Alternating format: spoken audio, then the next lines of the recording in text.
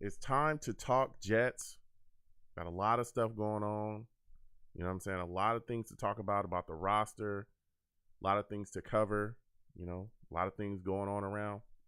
We're going to be talking about the offensive line today. We're talking about it all, man. So call in 515-602-9639. Again, 515-602-9639 is the number. Call in. We are taking all callers. You know what I'm saying? Call in. We talking to everybody. So give me 1 second, folks, and I'm going to connect the audio, and we're going to get to it. Salutes to all of the Savages. Hold on a second.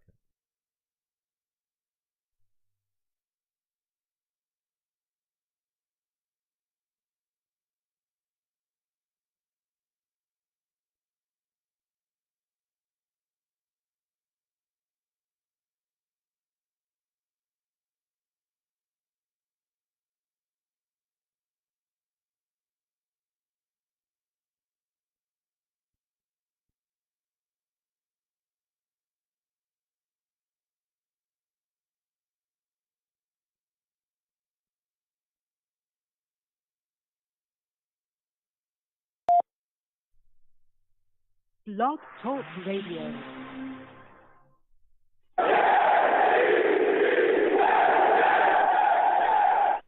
What's going on, folks? It's your boy Long Beach Joe, and I am back at it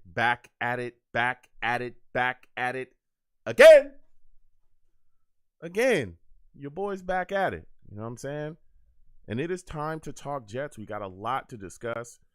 A lot of things going on with the New York Jets, man. A lot of news has come about. The New York Jets had a Senior Bowl. They're looking at different guys. You know what I'm saying? A lot of players really putting on right now as well in the Senior Bowl. You got a lot of comments as well coming out of the Senior Bowl, particularly from Robert Saleh, Makai Bechten, going to be competing for that left tackle position. You heard it right. Competing for the starting job, all right? Not automatically going to be given to them. We'll be talking about that tonight. We'll also be talking about other things going on with the Jets roster. There's been a retirement. There's a lot of talk, a lot of things moving on the coaching staff as well. So let's go ahead and get into it. Listen, I am the man of the people. I'm here for the people. Let me shamelessly promote my Facebook page. Everyone go on Facebook, search Long Beach Joe. Like that page. My content's up there. Go ahead and give it a listen. Message me. I'll message you right back. I love going back and forth to folks about this football team. Also, leave me some feedback. I love hearing about what you folks think I do here on the Long Beach Joe Show. So without further ado, folks, let's go ahead and get into the show. I am fired up. I'm fired up. All right? I'm fired up, man. You can also catch your boy on iTunes. Can you go on iTunes, please? Look up Long Beach Joe on iTunes, all right?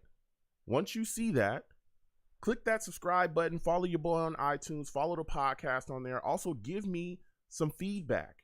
You know what I'm saying? Give me some feedback. Give me a 5-star rating. Let me know what's going on. Let me know how you feel about the show. I want to thank everybody that does that. I'm also on Twitter as well at YoungJ000. The show's page as well is at The Long Beach Joe. At The Long Beach Joe. You know what I'm saying? Go on over there. Follow both of those pages. Hit me up. Talk to me about everything. People hit me up about the Jets. They want to go back and forth. I'm on there. I'm all about that as well.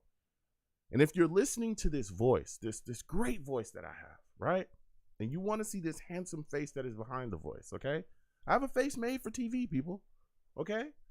All right? If you want to see me, come on over to YouTube. Go to YouTube, type in Long Beach Joe Jets. Long Beach Joe Jets on YouTube, all right? Go there, subscribe. You'll see other content that I put up as well. But we live stream the radio shows. We live stream the radio shows through YouTube. So if you want to catch the show live, if you want to be able to call in and talk to your boy live on the show, subscribe, hit that bell, turn on your notifications, and you'll get all of my content. You'll be in the know. When I post something, you will know what's going on. You will absolutely know. So again, I want to thank everybody for hitting that up. And as well, please, if you like to as well, my link tree is posted all over the place. Salutes to all the Savages. Hey, hit that link tree. Join my Discord as well. That keeps people in contact with me too. You know what I'm saying? I got to put that out there. My mom's been getting after me. Hit my Discord. You know what I'm saying? Join my Discord. Become a part of what we're doing over there. We're having a lot of fun. We joke, we laugh, we go back and forth. You know, things are being posted all the time in there. Different people. Please hit that Discord link, join my Discord. You know what I'm saying? Go in there and have some fun with everybody. So now with that put to the side, we have quite a bit to discuss, all right? We have quite a bit to discuss. There's been some movement along the New York Jets coaching staff. We're going to start with that, okay? Matt Cavanaugh, as we all know, he was brought in to replace Greg Knapp. You know, once Greg Knapp passed away, untimely situation. Rest in peace to Coach Knapp. So he was the guy that kind of, you know, was brought in. He was the ipso de facto kind of quarterbacks coach. The New York Jets are moving on from him. He will not be returning in 2022. And neither will John Beck as well. John Beck was also brought in. He was a guy that worked with Zach Wilson. That was Zach Wilson's personal coach. He worked with him directly. He won't be back as well. And they're going to increase the role of Rob Calabrese, and him and Mike LaFleur is going to be working with the QBs. So we'll see them, you know, intensely working with Zach Wilson. And I look at this situation and I say to myself, I think this is solid. This is a solid move for the Jets if they feel comfortable going forward with just those voices in the room. Now, they're still looking for a quality control guy, but if they feel like those two voices is what Zach Wilson needs, thumbs up, let's do it. I just want to make sure that we're doing what it takes to ensure that Zach Wilson is put in the best position to succeed. That's all I want. Now, I know there were some Jets fans that felt like they should have brought back John Beck, and that maybe, you know, John Beck again, because John Beck is going to go into this offseason. He's going to work with Zach Wilson individually as well. He's not going to stop being his personal quarterbacks coach. But a lot of them were saying, well, why can't they just bring him back next season? And I was thinking, if the Jets do that, I could see the NFL going after them for trying to circumvent the CBA. Okay, because again, if John Beck was a part of the Jets coaching staff, he would not be able to work with Zach Wilson in the offseason. He can't do that. He can only work with him in season if he's part of the staff. Well, if you let him walk and you allow him to train Zach Wilson in the offseason, and then you bring him back and you sign him before the season starts, I could see the NFL knocking on the Jets' door immediately. You know, that's just what happens to us. We've seen it before. You know, there's other teams that can get away with stuff like that. We've seen that too, right? We've seen teams get away with different things around this league. But the Jets, I feel like we would not get away with something like that. So I think the New York Jets truly are just moving on from him. And again, having Mike LaFleur and Rob Calabrese there, I think will be good to go. Because again, Mike LaFleur, we've seen him be unbelievable. Booth LaFleur, that guy is undefeated. Okay? Booth LaFleur is one heck of a play caller, and he knows what he needs to know, and he can definitely, you know, train up a QB. And it's big. It's very big, and I think a lot of Jets fans don't understand how big it is to have the right voices around a young quarterback, okay? Look no further than the New York Jets' issues grooming and maturing young quarterbacks. Look no further than that for that to explain to you what the issues were, because guess what? Not having the right, you know, voices in a young quarterback's ear can send them down a really bad path. And we've seen that here with the Jets. Todd Bowles and Jeremy Bates. Sam Darnold was our franchise quarterback. He was everything. He fell to us in the draft. We got the guy, and we never gave him the right coaching. Started off Todd Bowles with a bunch of different offensive coordinators. Jeremy Bates was in that mix as well. We got rid of Todd Bowles and Jeremy Bates. Then we said, hey, we got to make sure that Sam has the right guy. We got to make sure that Sam is put in a position where he can succeed, that he has a coach that he can lean on when times get tough, that he can come in, be a young quarterback, and grow with, that he can come in and absolutely take Sam to the next level. And what we did was so egregious and so unbelievable that it collapsed this franchise damn near, okay? We brought in Adam Gase and Darrell Loggins to continue to move forward. My goodness. We brought in Adam Gase and Darrell Loggins. We handed our franchise crown jewel, okay?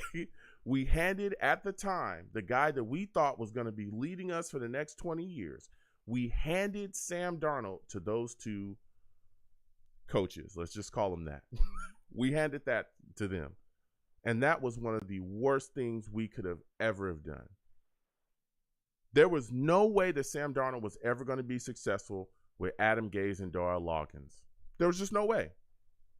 We killed any chance of him being successful here, any chance, by giving him those two guys to work with. Just egregious. Now, if you look at other places around this league, right, you don't even have to look outside of our division.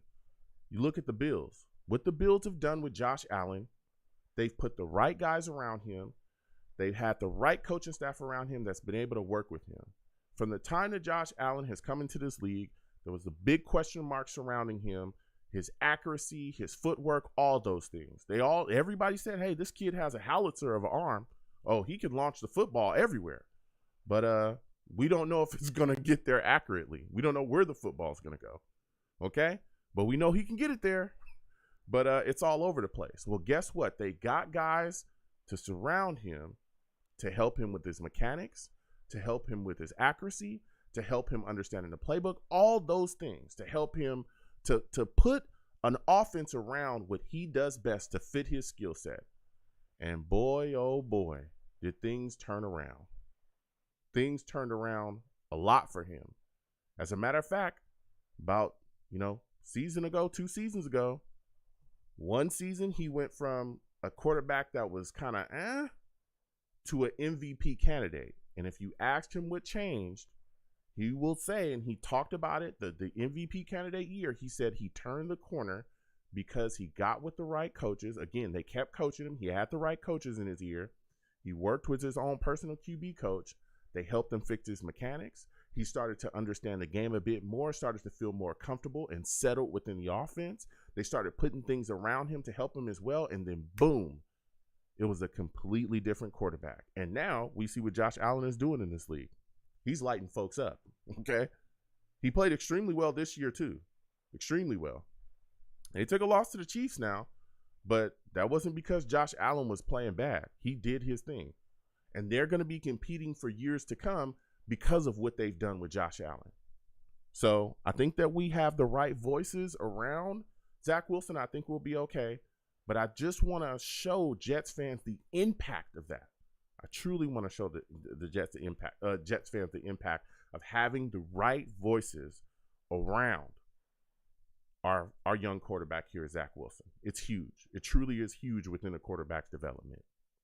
Now, next thing we're going to talk about, and then we're going to get to the lines again, 515-602-9639. 515-602-9639 is the number. Call in, taking all callers. We'll get to you folks in just a second. I just want to cover Makai Bechten. Okay. Let me tell you something. This news came out and it got pretty hot early. All right.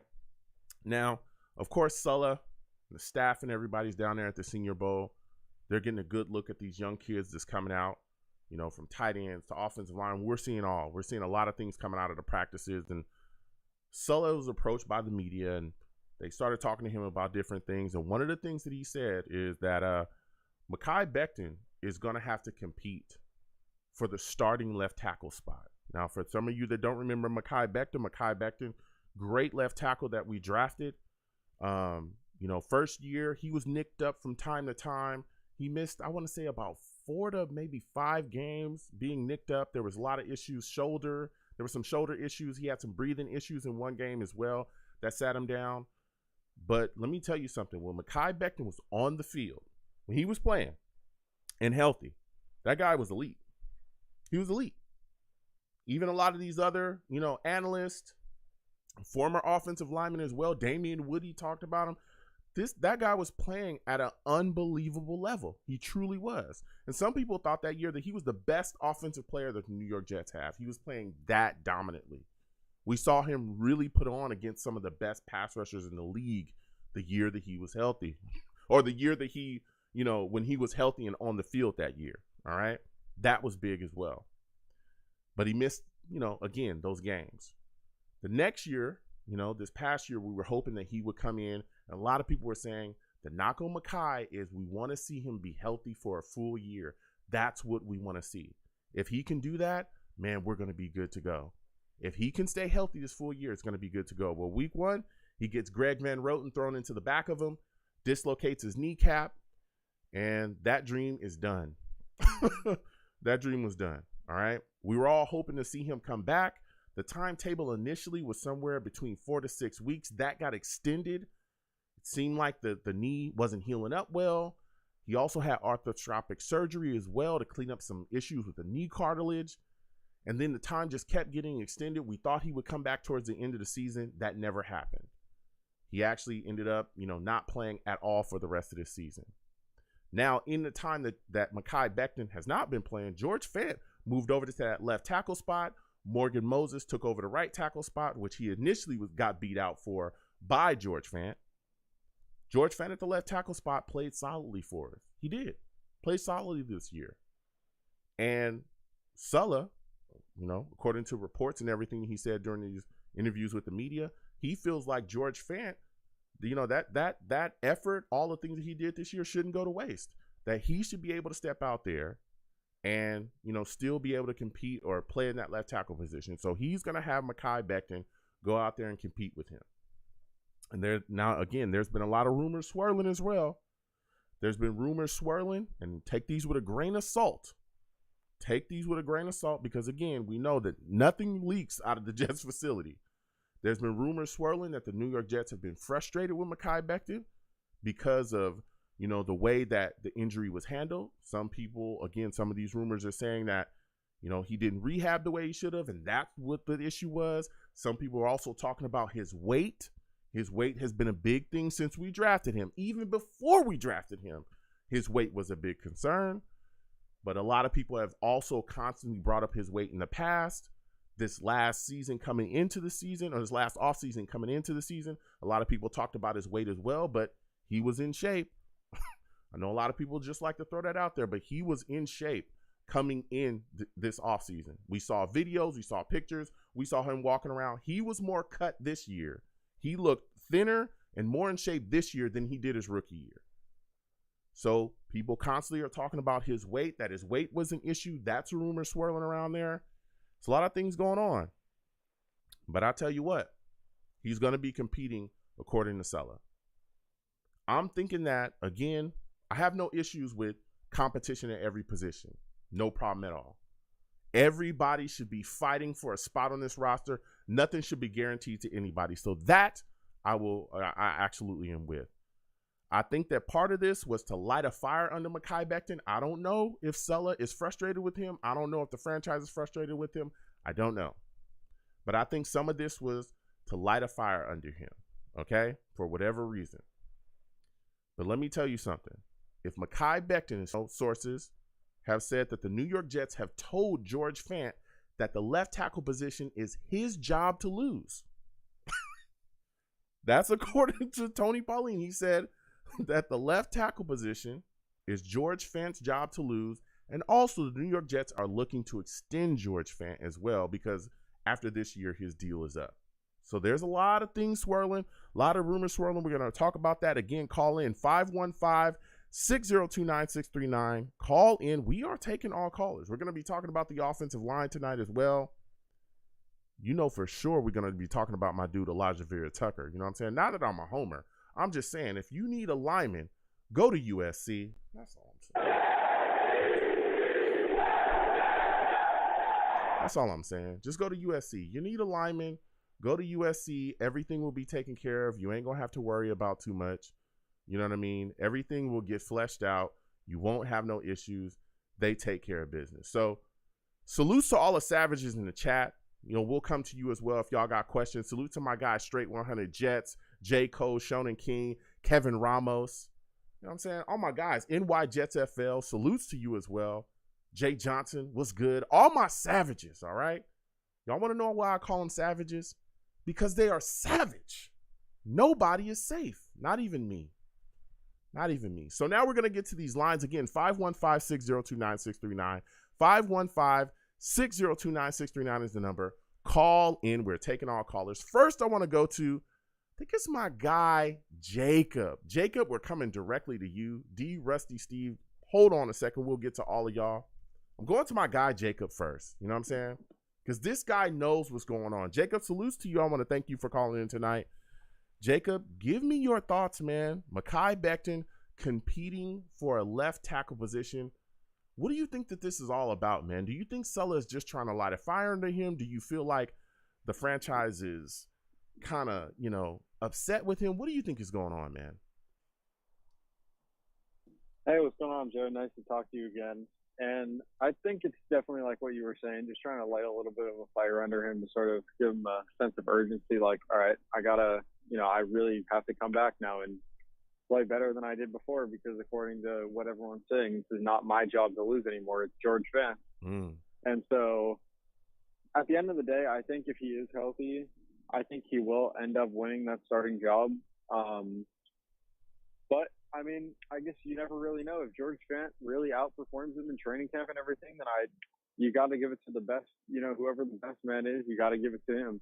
Yeah. And George Fant obviously had a phenomenal year. And so if it ends up being him who is the better left tackle, then, I mean, whoever they feel like is going to give us the best chance to win and the best, protection for Zach Wilson on the left side, I'm totally good with whoever that is who ends up being that better guy. Yeah. Yeah, I'm with that as well, whoever wins it. But for me, I think that if Makai Bechten is healthy, I think he takes the left tackle position. What do you think about that, man? Do you think that George Fant could actually beat out Makai Bechten and keep the starting position there? It's really tough. I feel like there really is a shot, because George Fant, like, people aren't talking about it enough. He had a phenomenal season. Mm-hmm. I was surprised, I would go as far to say I was surprised he didn't get any second team All-Pro votes at all, because he was that good. If you look at the grades, for him, both pass and run blocking, he was phenomenal. So there's obviously a chance, but I don't see him losing his spot on the O-line as a guarantee. Mm-hmm. But at the end of the day, I do think Makai Becton's going to end up being the left tackle. But if we end up drafting an Evan Neal or a Ken McQuanu, then it gets really interesting about who's going to play left tackle, who's going to play right tackle, and then does the third guy slide into right guard? Do they ride the bench? What's it going to be like then? Yeah, that's going to be very interesting as well, and we'll talk about that in a little bit. But you talked a little bit about other positions on the offensive line as well, and I think for me, a big spot that I think people are looking at is right guard, because there's such a question mark there, especially with Cam Clark retiring due to his injury. What are your thoughts about him retiring, and how do you think the New York Jets are going to shore that right guard position up? Do you think they go in free agency? Do you think that they'll, try to shore it up in the draft? What do you think they do there?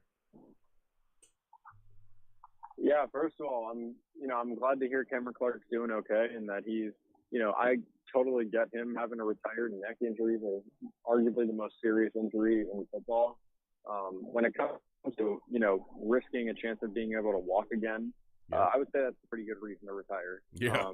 So I'm just glad to hear he's okay, and that, nothing too serious happened to him, and I'm wishing him all the best, in the future. But, for me, for the right guard, my gut is telling me that it's going to be somebody in free agency, just because, we have a lot of money to spend, and I feel like Joe Douglas is going to be a little bit more aggressive. Now, do I know who that guy is going to be? No, I don't. But, if it does happen in the draft, I could see it being in maybe the second round, if a Kenyon Green falls to the second round, which I think is highly unlikely. But if that, were to happen, then I could see that happening, or just somebody on, middle of day 2, maybe day 3, being a depth guy there. But I really feel like the starting right guard is going to be somebody we sign in free agency. So when you look at, because you talked about free agency, and I think that there's some guys that could be out there as well that could fill that right guard position. And one of those guys that a lot of people are talking about is Brandon Sheriff. What are your thoughts about him? Is that a guy that you think the New York Jets should be interested in bringing in? To be honest, I don't know too much about him. I know he's a fantastic guard, but I'm not really sure what his situation is looking like in terms of age, because if he's on the older side of 30, probably not going to happen for us as a rebuilding team. We're not trying to bring in guys who are on, the upper side of 30. But I mean, if we feel like it's the right fit and we can get him for the right price, I know he's a very, very good guard, and I would have no complaints bringing him in. I think really if we can get a healthy Mekhi Becton plus getting a guy like Brandon Sheriff in there, I mean, we're talking about one of the better O-lines in the league, I feel like, in just 3 years of having Joe Douglas. So I wouldn't have any complaints about that. I feel like another guy who we could maybe see is if we were to draft Tyler Linderbaum and we wanted to move Conor McGovern to right guard. Yep. I could definitely see that because he did play right guard more of his time in Denver on the Broncos. He didn't really play center that much. Mm-hmm. So I could definitely see that as a possibility as well because, Joe Douglas is a big trench guy. He loves to go in the trenches with some of his draft picks in the earlier rounds. So I could definitely see that as another possibility. There's a lot of different possibilities. So, I trust them to make the right decision there. Yeah, I do as well. And again, Brandon Sheriff is a guy, he's 30 at this time. I think he might be 31 by the time the season starts or gets underway. But he's a guy that I could see the New York Jets bringing in, but he does have an injury history. That's what he does have. So kind of got to be aware of that because we're dealing with these, other issues as well. People are banging on Makai Bechten constantly, again, even though Greg Van Roten got thrown into the back of him this year. But again, like you said as well, there's some guys, and I talked about that too. Drafting Tyler Linderbaum and moving Conor McGovern over to right guard, I think for us would be a solid move because again, I don't know where people got this whole. Yeah, I don't know where people got this whole that, that Conor McGovern was a top 10 center. I don't know where people got that or what's going on here. I know there's I'm not sure what football team they were watching. I don't get it. It's just like if you're telling me that Conor McGovern's a top 10 center, but we have the 27th ranked rushing offense in this league, something's not adding up here. You know what I'm saying? I'm just saying something's not adding up. If Conor McGovern's the top 10 center, then I can go in there and be a top 15 center. And I respect everybody, but it's just like, something's going on here. You got George Fant on the left side. He plays solidly. You got Elijah Vera Tucker, who's very good. And then you got Conor McGovern that you guys are saying a top 10 center, but we've only had a 100-yard rusher once this season. Something's off here. Something's going on. So, for me, it's like, that situation needs to be addressed. And I think moving him over into guard, like you said as well, because that was one of the things that was talked about when Conor McGovern was brought in was his versatility. He could play guard and right guard and center. So I think that's something we need to do as well. Now, for you, when you look at this offensive line too, what do you think is the strong point of this offensive line? What do you think is the strongest position on this offensive line? It's going to be between a healthy Makai Bechten and Elijah Vera Tucker. Elijah Vera Tucker is phenomenal this season. I'm so happy with that pick. I think you could argue he was the second best rookie offensive lineman this year behind Creed Humphrey, who was another guy who I wanted them to draft last year, but obviously didn't happen. But I mean, Elijah Vera Tucker was phenomenal. He didn't get hurt. So he stayed on the field, played phenomenal at left guard, and he looked like a veteran out there. So I'm very, very pleased with both healthy Makai Bechten and Elijah Vera Tucker, and along with George Fant. George Fant had a great year too. Yeah, he did. Now, I want to talk to you a little bit about what's going on with Zach Wilson. There's some coaching staff changes that's been going on as well that's going to affect him.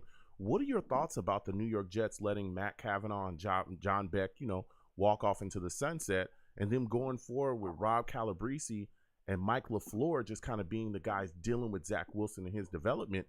Are you all right with that? Yeah, you were talking a little bit about how it didn't seem like we really had a choice with John Beck. It's like he did get in some serious trouble, which I'm not really aware of how those rules work. I'm not much of an expert when it comes to that field. So I guess that's good to know because I was questioning a little bit why not bring him back. He seems like he could only help Zach Wilson's cause, but if that's one of the rules, then I see why we're not bringing him back. But, I do have trust in Mike LaFleur now. At the beginning of the year, it was a little sketchy because, down on the field, Mike LaFleur was clearly a different coach and coordinator than Booth Mike LaFleur. I don't know what that has to do with, but I was a little skeptical of him at first. But, in the second half of the year, I thought his play calling was a lot better. And it, translated to the game. Zach Wilson didn't turn the ball over nearly as much. Yeah. We were having success keeping up with some of the better teams in the league. Nobody's really talking about it. I know we only had 4 wins this year, but 2 of them were against the number 1 seed in the AFC and the AFC champions. So, that's something to look forward to, as well. Um, yeah, I think I do have trust in Mike LaFleur and Rob Calabrese going forward. And I guess we'll see what happens. Yeah, I do as well. Again, like you said, I think Mike LaFleur and Rob Calabrese being in there, I think it's going to be big for Zach Wilson. Not too many, voices in the room. They're going to be able to really lock in this year and, help him take the big step forward that we all want to see him take. I truly think that. I think he's gotten, like you said as well, towards the end of the season, we saw him get really comfortable within the offense, and we started to see more and more flashes. We started to see a lot of him taking care of the ball better as well. I don't think he had an interception the last 5 games, I think it was, or something like that. 4 or 5 like games. That, yeah, something like that. The last game, and that's big because again, he's a young guy still trying to feel his way out, and I think next year is going to be the year where we really see him take a step forward. And we've seen the flashes. He's got the arm. He can move. We saw him move outside the pocket, evade rushers, all kind of things. Yeah. We just need to see him, put things together a bit more. And I thought we started to see that going towards the end of the season. Now, my final question for you, Jacob, before I let you go is, Tom Brady officially retires. Are you happy that guy's out of the league and him torturing the Jets is over? That's over, man. No longer will he have access to our mentals. He is gone. Are you happy about it?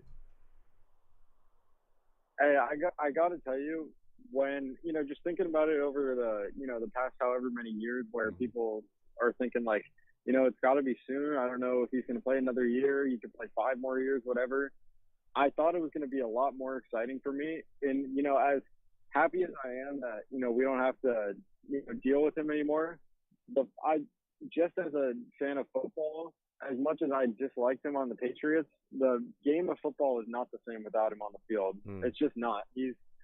I mean, as much as I hate to say it because, I just so hate Patriots players, he's the greatest quarterback of all time. Yeah. Undoubtedly the greatest quarterback of all time. There's really no argument to be made. But, I guess we can now say we really have a chance to win the Super Bowl in a way without him getting in our way anymore, which, who knows how long until we even get there. But, now when we do get there at some point, we know we're not going to have to go through him anymore, which I guess is a positive thing. Yeah. I'm look, I remember it like it was yesterday, watching Mo Lewis, hit Bledsoe. And I, at the time, was like, wow, good hit, Mo. But let me tell you, that opened up a reign of terror and just things driving me mad. The Patriots, just all the things that Tom Brady was able to do with them. And then to watch him go on and win with the Bucs, it was like, wow, this guy he doesn't take L's, He just keeps moving, keeps winning, keeps doing his thing. And I wish him nothing but the best. But yeah, I wasn't alive when that hit happened. Oh, it was so brutal. Jacob, let me tell you something. Watching it, it was like, wow, that was a good hit there. But the years to follow were brutal, Jacob. Were you regretting those words? Oh, was I? Was I regretting them? It was bad. But listen, Jacob, I want to thank you for calling in. It was a great time speaking to you. Next time I have a show, I want to hear from you. All right, my friend? Absolutely. All right, you have a good one. All right, you too. Listen, Jacob calling in, man. We're going to be talking about that as well. Tom Brady officially retires. Jeez Louise. Oh, that was a long, miserable time dealing with him in the AFC East. Oh, it was awful. I'm telling you, it was awful, man. Oh, the Super Bowls, the Belichick, and the offenses, and him just being able to do whatever with nobody. I mean, it's the quick throws, never being able to get to him just having our number constantly, man. Oh, that was so bad for us, man. I wish him nothing but the best. Tom is a great quarterback, There was a lot of other things that went on as well, cheating scandals, deflate gates. Yeah, we all know about those things. You know what I'm saying? Not gonna not talk about those, but he dominated the AFC East for years, division title after division title. It was awful, man. It was awful. I'm so glad to see him gone.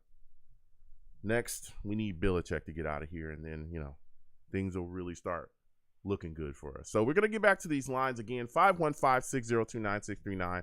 515-602-9639 is the number. Call in. We are taking all callers. We're talking offensive line. We're talking Zach Wilson. We're talking Joe Douglas. We're talking free agency. We're talking about it all. Next, I'm going to my guy, D. I think this is my guy, D, from Brooklyn. D, salutes to you, my man. How are you feeling tonight? Give me your thoughts about Makai Bechten competing for this left tackle position, man. What do you make of this? D? What's good, Big Joe? What's going on, man? Oh, you said from Brooklyn. I was like, oh, it must be another D because I'm from the Bronx. Oh, my bad. Whoa, my bad. Whoa. Hold on. Wait a second, because I know how you get. I don't want. What issues. More do you want from me? I don't want no issues. Let me back that up. Let me slow up. Let me pump my brakes. You know what I'm saying? I'm going too fast. Let me reintroduce you.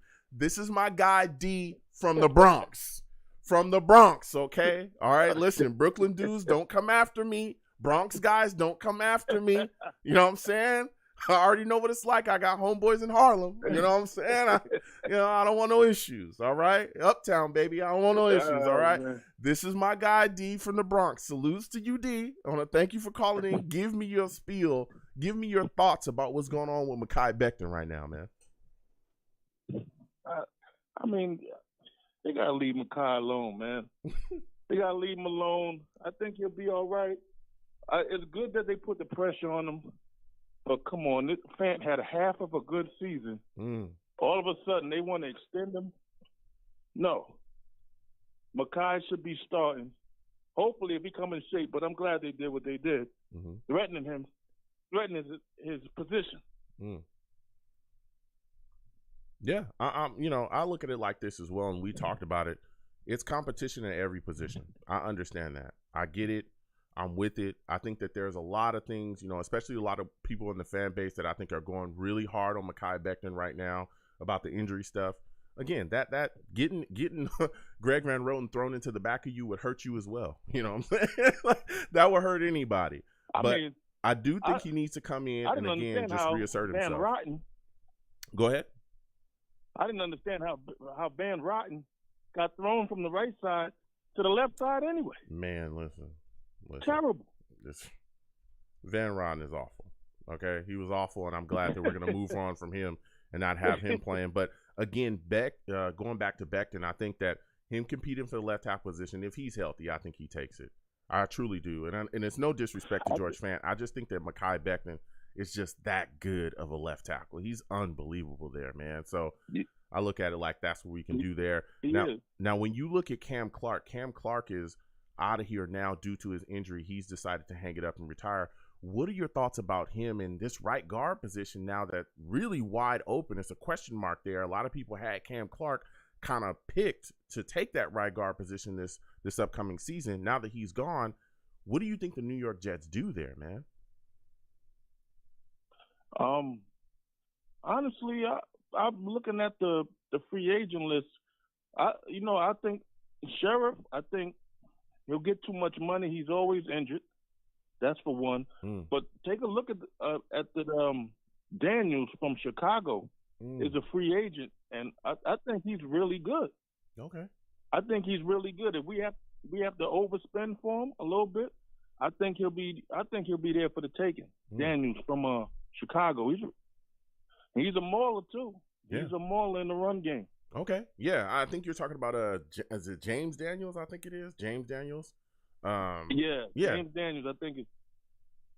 Yeah, he's a guy that we could definitely plug in. Again, there's a big question mark there at right guard, so we can do whatever we want there to try to solve it. I think one of the big things too is looking at the draft as well. There's a lot of talk about taking guys high in the draft and moving them around. I want to get your thoughts on this. I was big on taking Linderbaum and then moving Conor McGovern to guard. Is that something that you would be interested as well?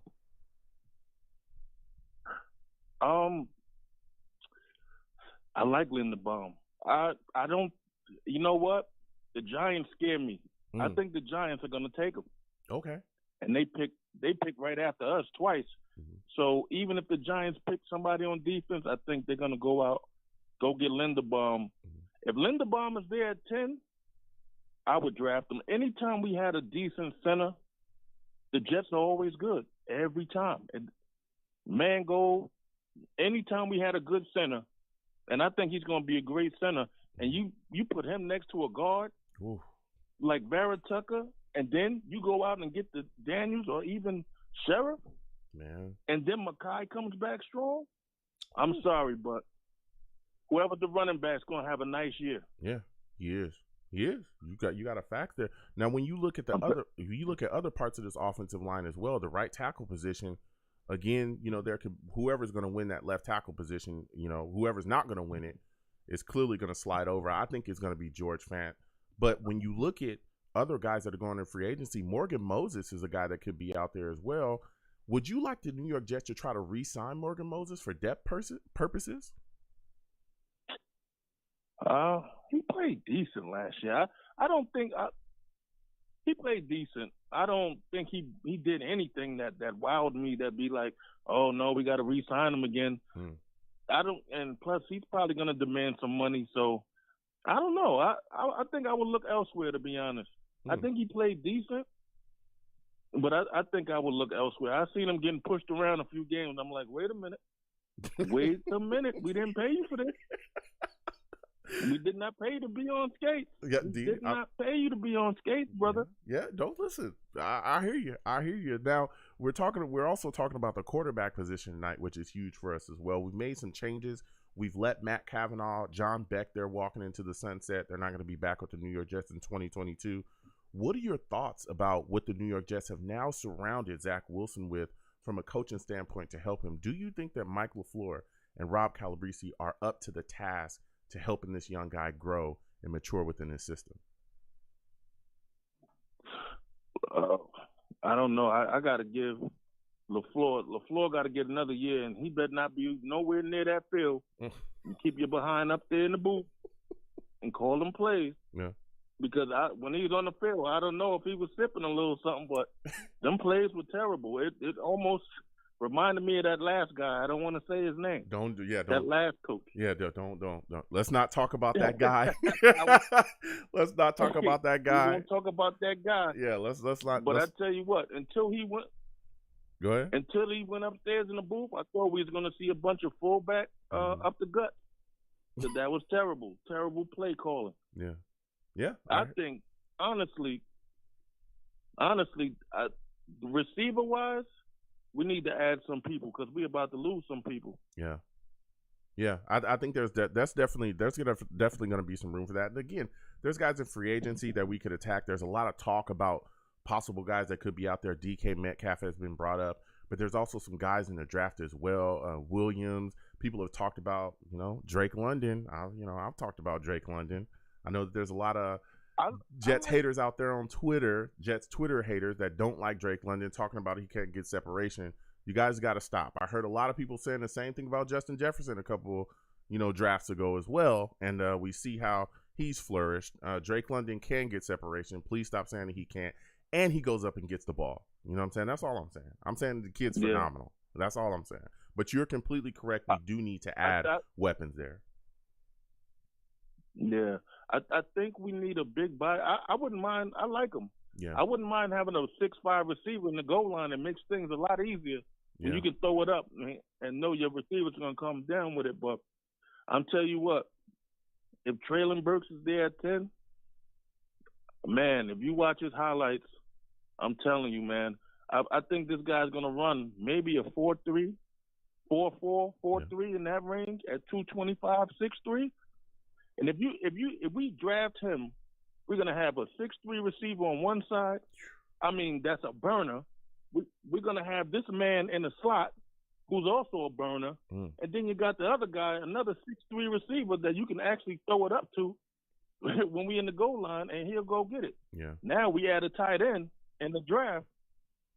I think Traylon Burks. Yeah. I like that guy. Yeah. I mean, there's a lot of weapons and options that are going to be out there, D. So listen, let me get my final question before I let you go, my friend. Give me your thoughts about Tom Brady officially retiring. How do you feel, man? Are you feeling good about it? Bye, bye. Bye, bye, bye. And if Belichick can go, if open the door for Belichick, and if he can go right with you, bye, bye, bye, bye, bye, bye, too. That's what I'm talking about. It's about that time. Goodbye. Hopefully to both of them. You know what I'm saying? Soon. Man. Salutes to you, D. I want to thank you for calling in. I got to get to these callers. You have yourself a good night, my friend. All right, man. You too. Go Jets. All right, go Jets. Yeah. Listen, if Belichick would like to go, maybe after next year. You know what I'm saying? I wouldn't have no problem with that either. Goodbye to both of you. But salutes to my guy, Smoking J Cut fan, for the big donation. I said salutes to my guy, Smoking J Cut fan, with the big donation. Smoking J says pair character doing a shaka sign with the hand saying cool. You know what I'm saying? He just had to give us his little thoughts. Again, salutes to Smoking J with the big donation. We're going to get back to these lines again. 515-602-9639. 515-602-9639 is the number. Call in. We are taking all callers. Next, I'm going to my guy, Rusty. You know what I'm saying? This guy knows his Jets. Salutes to you, Rusty. I want to thank you for calling in tonight. Listen, Rusty, we've been talking Makai Bechten, man. Do you feel like Jets fans do you feel like Makai Bechten deserves some of the hate that he's gotten from Jets fans about him not being able to stay healthy? Do you think that that's something that's real? What's up, Joe? Hey, Savages. Well, I mean, I don't know. Everybody always they're freaking out way too soon. Mm-hmm. My guy, Makai, crying out loud. So he's good. And as far as his weight type of thing, that's nonsense. It's ridiculous with like the beat and all of them. There's a thing going around, hashtag boycott the beat, and I'm happy about that because it's just utter nonsense, the stuff they spill and try and put on our team. But as far as the competition, him and Fant, I definitely see you got to battle it out. But for the love of God, don't put Fant at right tackle if you want Zach to not be in the the ER or comatose or something, because that's no bueno. That is not good. That's not good. I mean, too, at the Senior Bowl, I wouldn't be surprised if JD was looking really, really heavy at Big Nasty, the kid from UNI, Trevor Penning. Yeah, Penning. There's been a lot of talk about him. He's a maniac, man. He's a left tackle, legit right guard also. He can switch it. Yeah. And then Zion, he's a right guard, and they got him doing center. God only knows. And then they said, too, that they were looking deeply into McCreary. They were loving him at cornerback. Yeah. And then also that, my sleeper, I love, to replace if Berrios wants to play games and, if Crowder decides to go, the kid from UCLA, Kyle Phillips. We already have two of Michael Carters and everybody with double names. We might as well, double up and get another Kyle Phillips, and the kid's nasty, too. Yeah. But that's what I, that's what I'm feeling. Yeah. That's what I'm feeling. Dude, there's so many options, but when you look at this Jets offensive line, like you said as well, there's a lot of talk about Makai Bechten. And I know he's just sitting back right now and he's listening to it. I'm telling you, if he's healthy, he's going to come out and really show people this season yet again what he's all about. Oh, heck yeah. Dude, when he's on the field, he's unbelievable. He's elite. Like, we saw him literally pancaking he's guys. my guy, Makai. Exactly. He's awesome. Big elite guy. I mean, he's pancaking guys. He's manhandling people. It's insane. But there's other positions along our offensive line that I think need help. And I want to get your thoughts on this. You look at this line, man. What do you think is our weakest position at this point? What is a part of the offensive line that you look at and you're like, there's a big question mark there? It's corny and cheesy in a way, but it's three. It's weird, man. It's the center, right guard, right tackle. Okay. It's that one wing. We got the left wing basically good, because you can flip flop between, thank God, Fant and Makai. And then, we got our dude from USC, who I do like. That's one USC guy I do like. So there you go. I love him, actually. I don't like him. I love him. You should like them all. But, you should like them all. Oh, yeah, I love Sanchez. He was terrific. Oh, And same with that guy. What was his name? Donald Tom or something? Come on. Let's listen. Let's not bring up old stuff. I love you, Joe. All respect. I love you. You're smoking crack. Stop. It's the devil's lettuce, not crack. Well, it's the devil's lettuce. All right. Well, you're smoking that too. Just stop. You know what I'm saying? Can we stop bringing up old stuff around here? Can we just talk about positivity? Absolutely. You know what I'm saying? So yeah, no. Listen, I hear you. There's definitely some things that need to be addressed, like you said as well. The center position. I think a lot of people. Listen, Conor Mcgovern, I'm not saying he's the worst of the worst, but let's not say that he's a top 10 center in this league. That's just not true. No. That's just not true. I don't know how that happened. Math lucked out in his benefit on that one. Honestly, it really did. It just did some, weird, planets align type of thing, some galaxies, black holes, who knows, and things happen. And it's like, oh, my God, I wound up at 10? All right, I'll take it. Yeah, see? No. Oh God! All right. when you look at, because we were just talking about center being an issue. You talked about right guard being an issue. When you look at the right guard position, there's some things that could kind of solve that. There's guys out there in free agency that we could look at. I know that the last caller talked about James Daniels, from Chicago. He's a guy that we could be interested in. Yeah, Brandon my dude Sheriff from the Bronx. From the Bronx. Yeah, from the Bronx. Definitely not Sheriff. He's got more holes than Swiss cheese and injured. Well, not holes, I should say. Mm-hmm. He's just. I don't think he's ever played a full season, honest to God. And if he did, probably one. Yeah. I don't think I could ever remember of him. And I was looking over it because we desperately need the right side. Yeah. Doesn't matter if it's right guard or right tackle, really. And I wonder if they switch Makai to right tackle, if they're like, all right, we can't do it with Fant because he's like swinging a feather pillow around. He's, night and day over on the left side. It's on, it's really, if you're going to be, bad or good, I guarantee, thank God, at least you're good at something with us. Yeah. Yeah. I don't know. That's with you looking at the right guard position there that way. Would you be open to taking Linderbaum early in the draft and then moving Conor McGovern to right guard? Would that be something that you would be interested in? Not like that. I mean, the one dude that I think is a must for us in the first is Nakobe Dean. I honest to God, because we're not. There's no way we're gonna get Hutch and Thibodeau. He just reminds me of Clowney in a way. He just takes plays off. And I don't even care, whatever. I hate Bama too. So, whatever you said about Bama is Bama. But, yeah, I just don't like that playoff thing. That drives me insane. I'd rather take, a guy that just wants to eat crow every single play and just knows that eventually it's going to happen, because eventually it does, Yeah. Keep on chopping a tree. Eventually something's going to happen. It's going to fall or crack or something. Yeah. So. Now, when you look at this offensive line position as well, there's still some guys floating that are going in free agency too.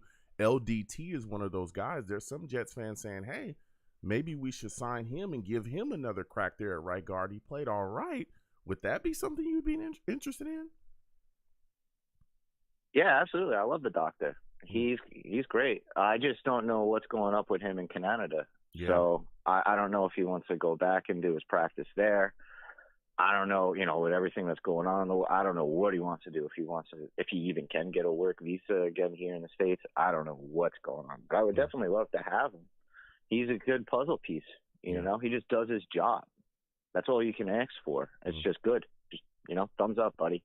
No, he doesn't do too much. He doesn't fail enough where his name, and he's not too great to where you're cheering his name. You just don't really talk about him during the game, and that's a good thing to me. And that, it's just like, all right, you're not saying anything about him. And then afterwards you're like, oh, good. Then we talk about him, but we're not really talking about them, if that makes sense to you. No, listen, I hear you. Again, it's Friday. It's been a long week. No, there's a lot of things that we can do to kind of shore up this right guard position. Again, with all the capital and things that we have, I think is going to be huge. Now, my final question for you before I let you go, my man, is What are you thinking about what's going on with Zach Wilson right now and some of the coaches that we have surrounding him at this point? Rob Calabrese, Mike LaFleur, what we're going forward with. Do you think that that's going to be a solid set of guys to help propel Zach Wilson to the next level? I can't stand Cavanaugh. I'm so happy about that. And I honestly hope if they're going to bring somebody in, I would sign Alex Smith to like a coaching type of thing. Honestly, he's one of those dudes that knows how to do it. You know, he can show the craft. Look where he's been and look at what he did to quarterbacks that really weren't too good. And when you were, you know, looking back at Mahomes, I didn't think Mahomes was going to do anything like he did. In college, he was just like terrible. Yeah, he had the crazy cannon, but he would always get interceptions. You know, he wasn't reading that good. And, you know, what Andy Reid and help with Alex Smith just made that crazy creature of a human being just doing what he does. Man. It's insane. Yeah, so that kid's ripping it up. That's how I look at it. Yep. No, listen, having the right guys around you. I mean, like Texas is Tech huge. scared me. Yeah, having the right guys around you, especially as a young quarterback in this league, is gigantic. And again, I think a lot of Jets fans aren't talking about that, but we've seen it. We've seen quarterbacks go to places. Hell, look at Mac Jones. Look at him. I mean, this guy is being coached to the moon. I mean, it's insane. I'm telling you. I'm telling you. It's not. He's gonna go down.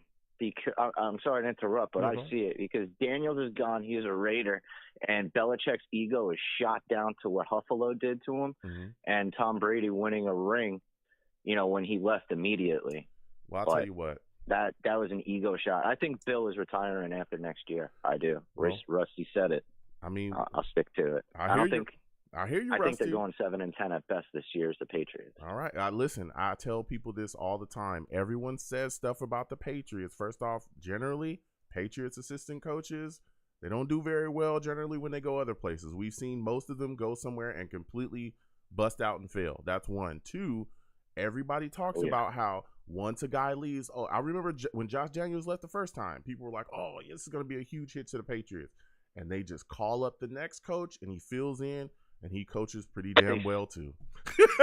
It's just it's the same thing as when Tom Brady went down one year. I remember people were like, "Oh, the Patriots are done." They called Matt Castle up, and guess what? He came in. He had 300-yard games back to back to back to back. He was lighting people up.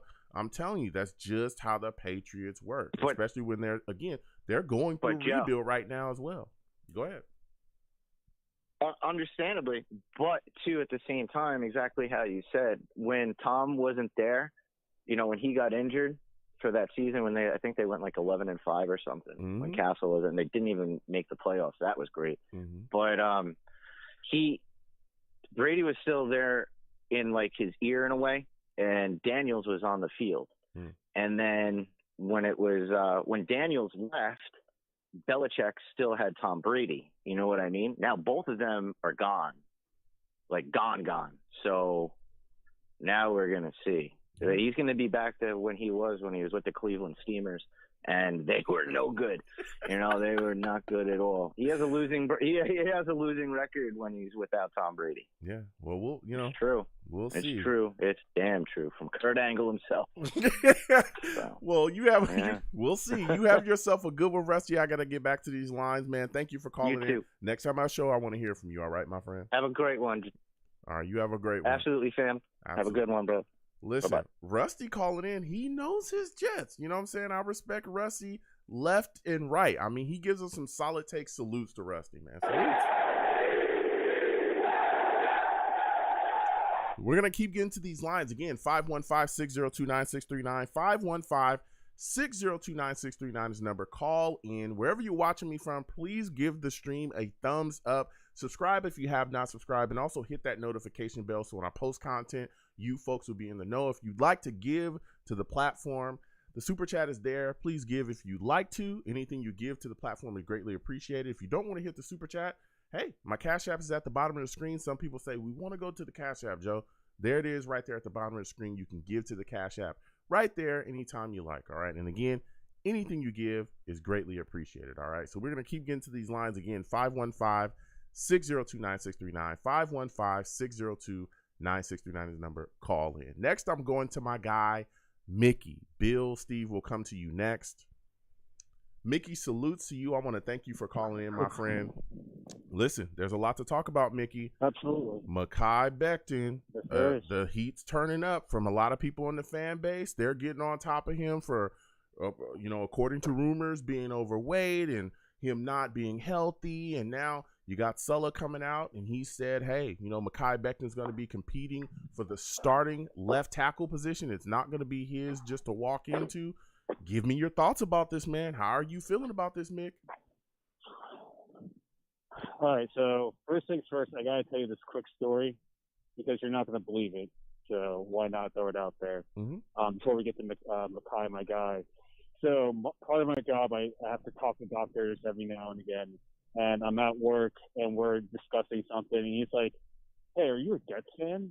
And I'm like, well, I don't think I sound like I'm crying on the other end of the phone here. And I'm like, yeah, I am. He's like, we call the beach, the Southern California guys, radio show. And I'm like, Long Beach Joe? He's like, yeah, that one. I'm like, I can neither confirm nor deny. I've called into the show. He's like, what do you mean?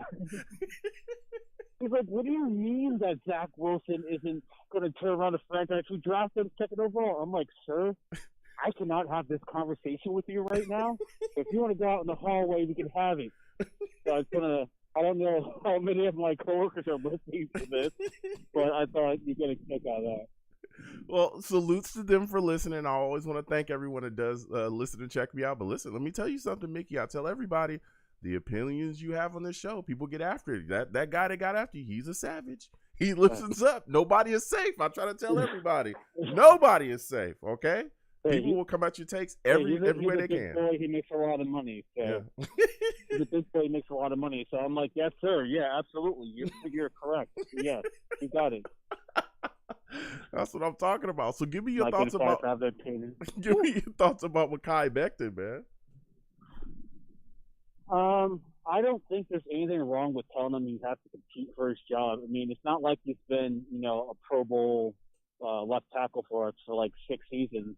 He's only played X amount of games. We're not exactly pushing the playoffs with the past 2 years. Has he been here for 2 or 1? It would have been exactly, been. Yeah, it would have been his second year, but he got hurt this year. But yeah, 2 years. Go ahead.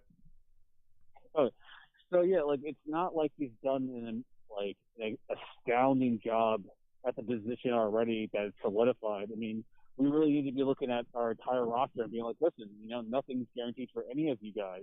Until we start winning some AFC championships, some divisional titles or something, you're all going to have to work like your job's on the line. I don't think anyone on the roster, Zach included, should be complacent with their position because we're not winning like we're supposed to. So I think it sends a great message to this team. Like, listen, you're getting paid millions to do your job. Like, you think you're the best player at your position? Prove it.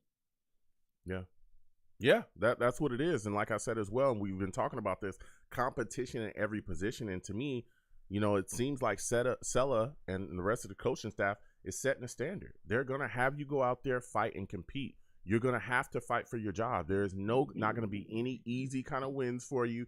You're going to earn every single thing you get here. And I can respect that because that helps turn around the culture that we all talked about that needed to be changed here. In the past, we've had guys that have just walked into positions, and even if they didn't perform well, they were still put out there on the field. And I think Saleh's going to change that now. That is not, that's a thing in the past now. You're going to come in here, you're going to compete, you're going to play hard, and you're going to win your position, or you're not going to be in that position. And that's just what's going to happen.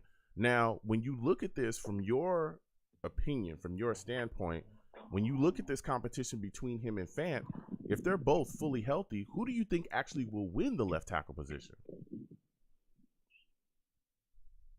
If they're both healthy, I would go with Becton. Okay. If there's any if it's like I would go with Becton just because, where we took him in the draft, his potential and everything like that. It wouldn't really, if Zach and what's his name, Mike White, were competing in the off season and they were both doing about the same and everything, you would go with Zach over Mike just because he was your second overall pick. So I would go with Becton if it was out of the two. Yeah, Yeah, I hear you there. Now, when you look at our offensive line, what do you think is our strongest player on our offensive line? Who do you think it is?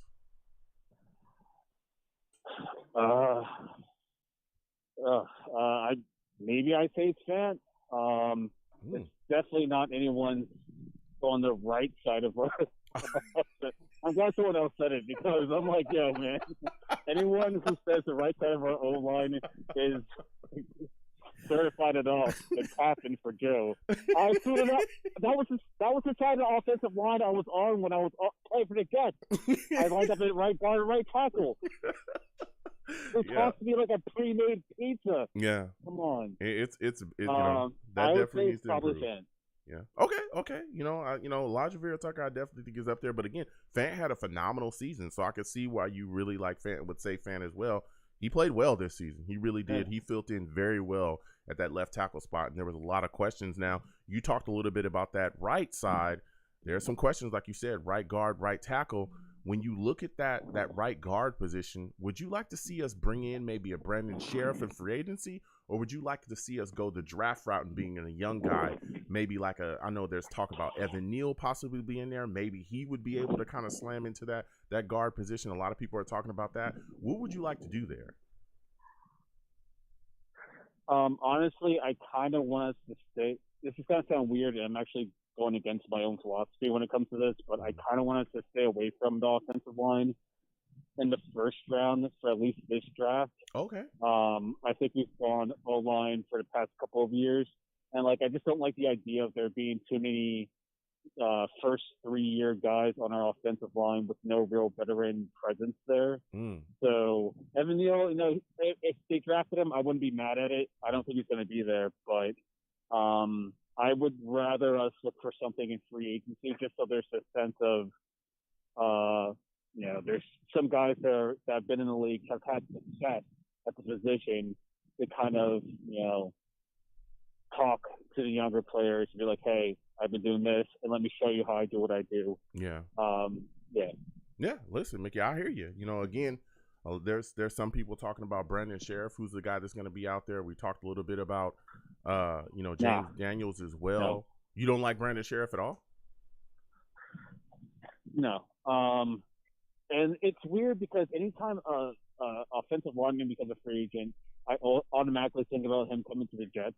But I think the guy from the BX, I forgot his name. I'm sorry. But he brought up. I don't think, and Rusty brought it up too. I don't think any of this dude has not shown up every day for work, and an entire season. I don't think. Yeah. He calls out a lot, and if you work with someone that's constantly calling out of work, I had an emergency or whatever, yada yada. Granted, it's injuries, or whatever. It's come on, man. I can't see us signing him to $60 million and him playing 10 games or something like that. Yeah. I really don't want us to go the Sheriff route. I haven't really heard anything about James Daniels, to be honest with you. But I mean, hey, I would prefer to go free agency. So maybe the people that are paid to look into these kind of things can find someone that can play the position. Yeah. No, I hear you there, Rusty. Now I hear you there, Mickey. Now, my final question for you. Come on now. My final question for you before I let you go is disrespectful. Wow. My final question before I let you go there, Mickey, is look, Tom Brady is gone. He has officially retired. Give me your thoughts about this, man. Are you happy to see him, go off into the sunset and not be in the NFL anymore?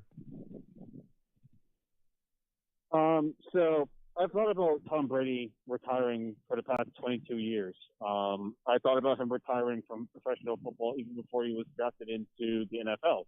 I kind of wanted to stop playing football back when he was in high school. Oh man! But over time, I'm being honest. You gotta look at things in your life, and you gotta am I angry because I'm projecting this onto other people, or is it something with me? And it's definitely something with me. So Tom, with 22 years, having Super Bowls, whatever. I mean, the ESPN will tell you every accolade he's ever had. To be honest with you, as a devout Jets fan, I'm not happy that he's retiring. If there was a word for he'd be more than happy that I could think of right now. That will probably be it. I think it's maybe like a godsend or something. I think it's, it's more than enough time. It's a little bit of overkill. And it's just weird. I feel like it's one of those things where it's like, I'm actually not going to retire.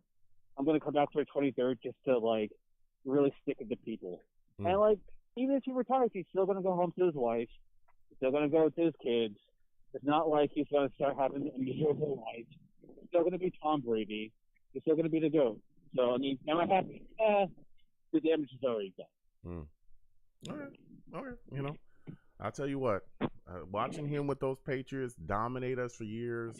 Again, I have nothing but respect for Tom, but I am glad that he is gone. That can now be put away for us, and we can move forward. We never have to hear about him again, at least throwing a ball in a live game. But again, he's definitely the greatest. You're lying to yourself. We will still hear about him 20 years from now.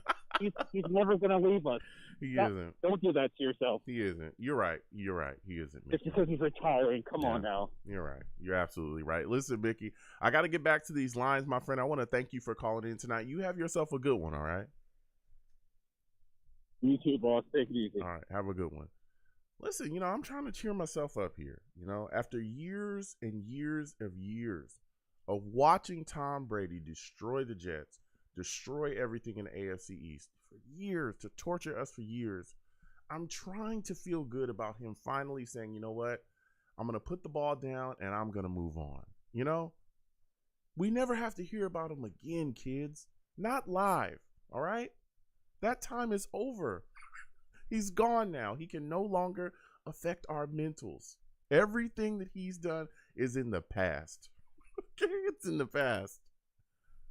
That's the best I can do.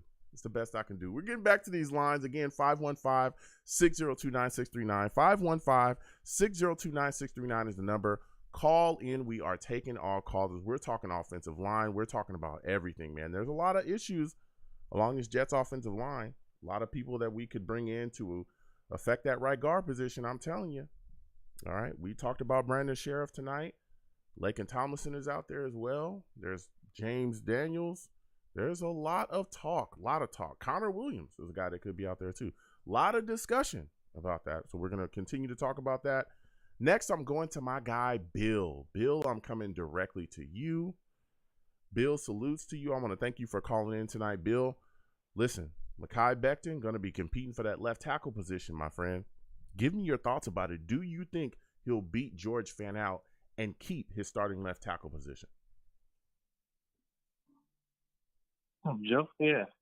Becton, motivated. Yeah, I think he'll beat out Fant. I think he's committed to the franchise. Fant's number's a little high, and we could save some money getting rid of Fant. He played well on the left side. In the competition, if he loses that out, can I put him back on the right side? I see some other dudes have mentioned the same thing that I have seen. You can't let George Fant make decisions on the left side if he's one-on-one with a guy. Not so tough. He's on the right side, and he's got to figure out things. It seems like he has a challenge with that. So I don't. If he doesn't win that left tackle position, I'm not sure if they keep him for depth or if they cut him to save something under the cap. Yeah. And look at what they're going to do on the right side. I think Moses is obviously not the answer. So it's all about that right side. Now, when you look at this, though, Bill, because, you're a super smart guy. When you look at this draft board, though, and you looking even in free agency, and you're looking at Makai Bechten and his issues staying, healthy, do you think that affects the Jets free agency and draft? Because it's almost like, in some Jets fans, I'm playing devil's advocate here, some Jets fans are saying, yeah, Makai's great when he's on the field, but he misses a lot of time. You might as well make sure that you have somebody that could be ready to go when he does, miss time. Is that something that you look at if you're the Jets general manager, where you're saying, hey, I got to grab another tackle, or I have to grab a tackle in the draft so that when Makai goes down, I can plug somebody else in? Yeah, no, you're right. It's obviously he's showing he has a history of injuries. He has a history, they're talking about the weight. Even back on to Louisville, when you watch him in Louisville, one thing that I was concerned about is he always wants to throw guys around like he's ragdolling guys instead of just blocking guys. It's going to put a lot of stress on your joints. So he's been doing that for years in college. He's doing that now. bigger, stronger guys that, just get in front of a guy. You don't have to pick him up and throw him, but he insists on doing all that and shoving guys and extending himself. He's prone to injuries. So I think Joe Douglas understands all this. The guy's, he is an offensive line specialist.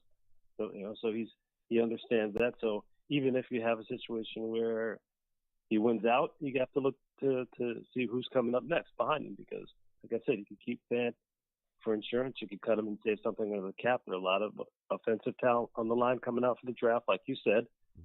Free agency, you can pick up some guys, but it seems obvious that Joe wants to go with youth. If he's going to get someone who's going to be there for the long haul. So, I wouldn't be surprised if he picks up big guy like I ever heard you guys talk about is Charles Cross, who is very solid coming out of the draft. I like him a lot. A lot of people have him as the third offensive lineman coming out. He's more of a traditional left tackle body type than the other two guys ahead of him, who were a little bit more squatting, and maybe even more of the plus 300-pound offensive tackle guys who, are bigger guys. But this is a more athletic guy, more like a Fant frame. And I don't see why he couldn't put that guy on the right side for a couple of years. And he and Becton can, Becton has issues, can't stay. You can slide him over, and then worry about the right tackle from some other options down the road. So I think when you talk about the right guard, and we're talking to guys about the right guard, I don't know why we're not looking at Duvernay Tardif. I mean, he played well. I thought the guy, he had a year off, so there's a little bit less mileage on his tires. And I don't think we paid him last year. I think Kansas City paid him last year, so he was free last year. Why not give the guy another run? I thought he was acceptable, and he's a veteran. So even if, like to your point, you bring in you draft a center, which I'm all a fan for, bring him in. You have Vera Tucker on one side who has a little bit of experience, but then you have Duvernay Tardif, who's got a lot of experience. He's a solid veteran who can kind of guide him along there. And then you're worried about the right side, because if you have Becton, like I said, we're not putting Fant on the right side. Then maybe, like I said, you pick up in the draft a Charles Cross, or maybe you look at a veteran in the free agency. So it's going to be interesting to see. But I think Joe's going to have a plan. He's got a master plan. I think he's going to execute it. The guy's been focusing on the offensive line like never before, and I think he's going to continue to focus on it. Yeah, there's a couple of guys, practice squad guys who maybe a lot of people don't know, but a couple of guys on a practice squad offensive linemen who were solid guys in college. Those guys could surprise us. Those are a couple of names who could rise up and fill in some of those gaps that we're not even looking at. But we'll see. Yeah, and I have a question about what you brought up, because you said, hey, you'd like to see LDT be brought back and put at that right tackle or right guard position, and you'd like to see us possibly take a center. So what are you doing with Conor Mcgovern? If we take a center, I'm pretty sure, let's say we take, Linderbaum, he's going to be starting there at center. You got Elijah Vera Tucker at, left guard. You got Fant or Makai Bechten. Let's say Makai Bechten at left tackle. You got Fant that you're probably going to put at right tackle. Then where are you sending McGovern to? Is he a guy that you're just going to put up into a backup role? Are you sliding him over, and having him compete with LDT for that right guard position? What are you doing there? I mean, it's tough. I mean, I don't know what the structure is for LDT. That's first contract. That's the biggest thing. I'm looking on over the cap and it has him at like zero. Well, he's going to be a free agent. Yeah, he's going to be a free agent. He's a free, okay. But they give him 2 more years. So maybe he had 2 void years on the contract with KC. So that's what that is. Okay. That makes sense. Yeah. So, the guy, he said he wanted to come to New York because he's going to have immediate playing time. So I'm assuming that's still something that he's interested in. The question is how much money are you going to pay the guy? Are you going to pay McGovern, $10 million to sit on the bench or be a backup? So, it's going to be the decision. It's like if they're going to keep, the LDT, can they keep McGovern? I mean, we have a lot of cap space. They want to just kind of keep the cap space and maybe not spend so much on free agency just so they have the guys who are on the team they know. That might make more sense than bringing in some guy from the outside. Who's got to get plugged into the system, right? You just pay your 2 guys. You pay your LDT, start him out there. McGovern, keep him as a swing guy, and a rotational guy. And I mean, maybe that's more cost effective. Got a lot of cap space, so that could be an answer. Okay. What are your thoughts about bringing in a guy like Brandon Sheriff? Is that a guy you'd be interested in free agency? I'd be surprised to Joe to commit to a guy like that. I mean, he brought in Moses because he was cheap. He brought in LDT because he was cheap. So when he brings the veterans in, he's not bringing in guys with a lot of money. Though. I mean, Conor with McGovern, when they signed that deal, that was like a shock. That was a 1 year that was the year when they only signed 1-year deals, but they gave him a multi-year deal. And I'm not sure if that's going to taint the waters if that didn't work out. I mean, the guy, some people love him, some people kind of are questionable on him. But bringing like a sheriff for that kind of salary, I don't know. I don't see that Joe doing that kind of a move, especially for a guy as a guard where, he seems like he has a youth movement on the left side. I don't know if he wants to have a youth movement at center and then bring in a veteran at guard. But if you bring in a veteran at guard, do you want to pay that much? Yeah. I don't know. Don't think so. Okay. Doesn't seem like what he's done in the past. So when you look at this New York Jets now, going to the quarterback position, you look at this New York Jets coaching staff. They've got, they moved on from Matt Cavanaugh. John Beck is gone as well. They won't be back in 2022.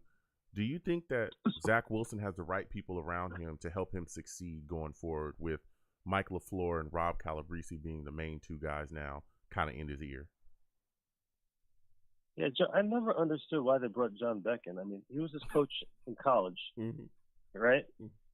So, he taught him how to be a college quarterback, and which is how to get drafted, which is fine. But, to bring Beck, he's not even plugged into the system. You have to teach him what you're trying to do from an offensive standpoint so he can teach, but it's like Zach is being taught by his current quarterback coach. And it's like, seemed like there was too many cooks. I didn't understand what Beck was supposed to do in that role. So, I mean, I don't know if they brought him there to make it because Zach was going across the country to see him anyway. And they just, hey, let's just bring him over to save time and keep him in-house. But I never knew how that was going to work. So I'm more comfortable with this. Break it down, just a couple of cooks in the kitchen. Make it easy. Have the same two guys telling him, and one guy in each ear. Tell them what they want to hear. Instead of 4 guys. 4 guys seem crazy, man. I didn't understand that. Yeah. Zach's a smart guy. He's a hard worker. But, it just was wondering, like, who's he going to listen to? So hopefully this will expedite things. He was looking good at the end of the season. You could tell he's starting to get it. It was good that he had his opportunity to kind of sit down and watch some other guys kind of run quarterback to understand how things are going. And the guys that's doing the game, we all know that that's the biggest thing about Zach, is he's going to study. And so that opportunity for him to sit on the sidelines, study from some guys who played the game for a little bit. He had Flacco in there, and a lot of guys were excited about that. But having a guy who's been in that role before is very critical because Zach just absorbs everything. So now, at the end of the season, we saw that. And going forward, hopefully, just with fewer guys speaking to him, he'll be at the next level. Yeah. I mean, you're speaking absolute facts tonight. But, let's give Bill a hand. He called in with some fire. Yeah. Appreciate it. Yeah.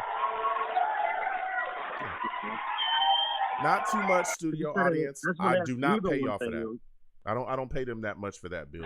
They went a little too overboard there. You know what I'm saying? You guys got to calm down. I just wanted to ask you though, like, you guys talking about the receivers. So who do you like for the Jets in this draft for the receiver? You're a London Drake guy. I love London Drake. I love Drake London. Come on. And I'm not a homer. If a guy sucks, I told everybody Chuma Edoga sucked. Nobody wanted to listen to me, but yeah, Drake London is the guy I think the Jets should target. I don't know exactly when we'll get him. I'm again, as free agency comes and then goes, I think that's a better way for us to formulate exactly what we'll be doing in the draft. But as of now, it's tough for me to say that we should go with a wide receiver early, because I'm so focused on the offensive line. And I think a lot of people are really losing sight on that. And I don't know why, because Zach Wilson had a PCL injury this year because he was running for his life. He had 6 – they sacked Zach, I think it was 6 times in his first game against the Panthers. He got hit a bunch of times in Denver. It was a ton of sacks there. He got hit a bunch of times the first time we played New England. There was a bunch of sacks in that game. The second game against New England, I think, is the one that he actually jacked his PCL up. You cannot do that with a young quarterback. You can't have him taking shots like that. On top of the fact that we are literally supposed to look how the Niners look offensively and defensively. I don't know. A lot of people lose sight of that when they talk about this football team. That's literally how we're supposed to look. The Niners have a run-first offense. We have only rushed for over 100 yards. We only have 100-yard rusher this season. One time, and it was Michael Carter. We have 100-yard rusher. I had no idea. One this entire season. It was Michael Carter. I think it was against the Dolphins. Just once. That is not, we can't do that. The 27th ranked rushing offense in the league, we can't continue to have that. Yeah. We have to have guys open up front. And I understand that a lot of people don't want to say, hey, don't spend premium picks on offensive linemen again. No, we need to, because this offensive line has been the issue for so long with this offense. Sam was getting smacked around and got jacked up because of the offensive line. Our offense has always struggled. When we've been good, guess what we've had? An offensive line that protected the quarterback. We hid Mark Sanchez behind the offensive line. He was garbage. We had a great offensive line and a great running game, and it hit him. And it got us to 2 AFC championships. And no one wants to pour into the offensive line anymore. I don't understand it, Bill. But it's just tough for me to go Drake London. Go ahead. Unless you had a last word. You hear everyone's talking. Everyone's talking to you. You're hearing everyone's opinions. I'm with you. You build from the inside out. You build from the trenches. Mm-hmm. Where else are guys wanting to put these draft picks? Like, what do they want to spend it on? The Bill, first round. I have had people call in and say they want a safety. I'm not lying to you, Bill. I have had people literally call in and say that we should draft a safety. I'm not lying to you. So they want to draft Kyle Hamilton. Yeah, right? I've had people literally call in. That guy, that's great. I've gone back and forth. And again, I'm not disrespecting. I love all Jets fans. I'm a Jets fan. You know, I'm a regular guy. We go back and forth. But when you look at this team, there is no way that you can be talking about drafting a safety. But I've had people argue that with me, Bill. I've had people say that we need a safety more than we need an offensive lineman. In there, it won't matter. Yep, I'm telling you. I've had people say that if you had Ed Reed, the defense would be better. No, you need a pass rusher. That's what you need. But nobody wants to listen. Nobody wants to, it is what it is, Bill. But listen, I got to get back to these lines. Because go ahead. Go ahead. Go for it. No, I was going to say it's because we didn't have Lawson last year, so everyone forgets where's the pass rusher? We need all these other things. Yeah. Our main pass rusher was hurt. You know, that affects everything. But and the thing is, we shall see. Hopefully, get edge early in the draft this year. We'd be good to go with two guys, Lawson and whoever we draft in the first round. Exactly. Because that's how the Niners defense is built. You can't really name any of the guys in their secondary. It's all about pressure up front. That's how this offense or defenses are built around the league. It's a passing league, and you guys talking about safety. No, right. Come on. It's a passing league. We talk about safeties. Like, come on. All right. Listen, Bill, I want to thank you for calling in, man. I got to get back to these lines. They are hot. Right, you have yourself a good one. Next time I have my show, I want to hear from you, man. Oh, man. All right, man. You're the man. Take care. Thank you. Have a good one. You know, passing league, we're talking about safeties. Like, I get it. You know, Hamilton's a great safety. Phenomenal. But we need so much more. We need a pass rusher and we need offensive linemen. I'm going to keep getting to these lines again. 515-602-9639. 515-602-9639 is the number. Call in. The lines are hot. We're going to get it to everybody. Please be patient. Next, I'm going to my guy, Monty. Monty is called in. Steve, we'll get to you next. Monty is on the line. He's been on the line.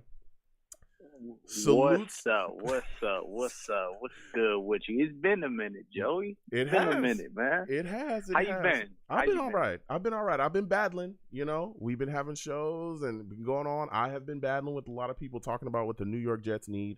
And here we are, Monty. You know, now we're talking offensive line. Makai Bechten competing for that left tackle position. Mm-hmm. That's what Robert Saleh says.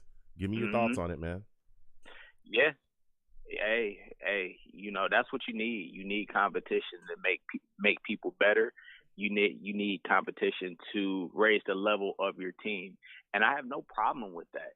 People competing for their jobs, because that means that you finally have enough talent on the team to make people accountable for their positions and winning their positions. You know, and that I have no problem with that whatsoever. And I'm glad that we now have a head coach who is holding these guys accountable and not just giving them that position. You know, I don't know about Robert Saleh being, you know, a great coach or anything, but I've been waiting for a long time for a coach to say, look, you have to earn your spot on this team. And hey, I have no issue with it, man. I have no issue whatsoever. Yeah. So when you look at this situation, if George Fant is fully healthy and Makai Bechten is fully healthy, who do you have winning that left tackle position? You have to go with Makai Bechten. Joe Douglas invested a fourth, or not fourth. What was he drafted? A high draft pick for Makai Bechten, and that was that's his baby. So you're going to give him all the opportunity in the world to go out there and win the job. So if George Fenn is healthy and Makai Bechten is healthy, you have to go with Makai Bechten. But George Fenn has, played decent last year. And hey, look, man, I'm just happy that we're in this position to have, somebody battling with Makai Bechten for the left tackle position. I'm happy about it, though. Yeah. About time, man. It's about time. Yeah, I look at it like, again, competition at every position. I get it, but I'm telling you, when Bechten is healthy, he's elite. I think he's going to take it. That was your point. Remember, we were going at it about Makai Bechten, man. Yeah, we were going at it about Bechten. You were saying, hey, he's this, this guy. And, he's an all-pro. This, Here we go. Third. I'm like, Joe, pump your brakes. Pump your brakes, Joe. Pump your brakes a little bit, man. When healthy, Monty, he plays like an all-pro. Yes, he does. He does. When healthy, he is an elite left tackle. You can laugh and you can do. I'm telling you, analysts, and again, I don't just go by any analyst out there. No, I go by the guys who have done it. Listen, Damian Woody was talking. Listen, this kid is phenomenal. This is what I see in him. This is what I see in him. We watch him on a weekly basis. And Makai was out there again when he was healthy. He was out there throwing guys around. He was pancaking people. He was going crazy. Yeah, he does. He has a lot of talent, Joe.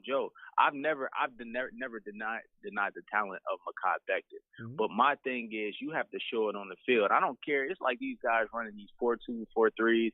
Like, I don't care that you run a 4.2, 4.3. You got to show me on the field that you're that fast. And Makai Bechten just really hasn't shown us that he's this dominant left tackle and he can bring it game in and game out. And that's why with the Jets, Joe, like, they have to find players who are going to be dogs each and every single week. And that's the only thing that I feel like is missing with the team. It's just consistency. You'll have 1 week they'll come out and you'll see those flashes, and then the next 2 games you don't see it. They don't bring it. Yeah. So if Makai Bechten can just be consistent, be steady, and show that he can be that anchor left tackle, I think, man, we'll be in good really, really good position, man. We have a young core, and I think, especially going into this draft and free agency, you have to have the perfect mix of young players and veterans on the offensive line, because even though you might have talent as a young offensive lineman, you still need those veterans to teach you those tips and tricks and when the stadium gets a little loud, kind of calm everybody down and bring direction on the team. And it's going to be a critical free agency and draft for Joe Douglas. I'm looking forward to it, man. Joe, I thought they were only going to win 2 games this year. That's two exactly or one what games you said. this year. They surprised me. They won 4. They won 4 games, which is, I mean, I don't know if it's a good thing, but but they surprised me. They showed a lot of grit in some of the games towards the end of the season. A lot of development from Zach Wilson and Michael Carter and Bryce Hall. Finally, you're starting to see building blocks. Yeah, and that's very, very important moving forward, because I feel like we didn't have any type of building blocks, any good players. And this past draft has I'm a little excited, man. I'm a little excited moving forward. And you should be, because there's a lot to be shown. There's a lot of things that this draft class has shown. And one of the guys, Zach Wilson, he showed a little bit, especially as the season started to close. He really started to show those flashes and take care of the ball. Now there's been changes surrounding him with the coaching staff. Matt Cavanaugh, John Beck are gone. They're not going to come back next year. Now it's going to be LaFleur and Calabrese is going to be the guys in his ear. What are your thoughts about that? And do you think that we've surrounded him with the right people so that he can succeed and take the next step forward? Yeah, I feel like we're putting the necessary pieces around Zach. We're not making any type of drastic changes. We're kind of tweaking the staff a little bit.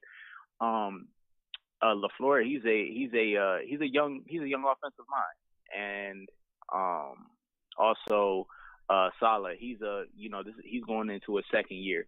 So they're learning on the job. They're learning on the job exactly with Zach Wilson. So, you have to tweak things, but the foundation is still there. The direction is still there. You're not changing too much to where you're overwhelming Zach Wilson. And I'm happy that we didn't make any type of crazy changes. Just stick with the plan, tweak it a little bit and just move forward. Now, in the draft, I have one guy in mind, and I'm a big Ohio State fan. If we don't get Garrett Wilson with that 10 pick, Joe, I'm gonna be very, very upset. The Jets need a blue chip type talent on the team, and Garrett Wilson, I'm telling you, if you've ever watched that guy, good. He's very good. This dude is phenomenal. Yeah, he's good. Deep ball, on the deep ball, yards after the catch. We have to grab a guy that has that ability and to change the game. And we don't have that on this team. Elijah Moore is really good. I like him, but he's not a number one. I don't even think he's a number two. I think he's a slot receiver. Now Denzel Mims, I don't know what's gonna happen with him. Dude, but he's he gone. I think he's gone. That talent.